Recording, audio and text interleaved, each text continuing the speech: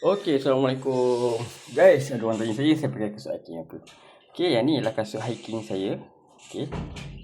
Jenama Columbia. Saya beli pun murah je, RM30 kat kedai bundle. So, Alhamdulillah kasut ni dah banyak bawa saya mata-mata gunung. G7, kecuali choose bukit-bukit sekitar area rumah saya. Mana lagi Kinabalu 2 kali. Round sekali, Rinjani sekali, dan akan datang ialah Kerinci insyaAllah. So, condition dah okey. Cuma tapak je dah tak original sebab dah tertanggal dekat Kinabalu.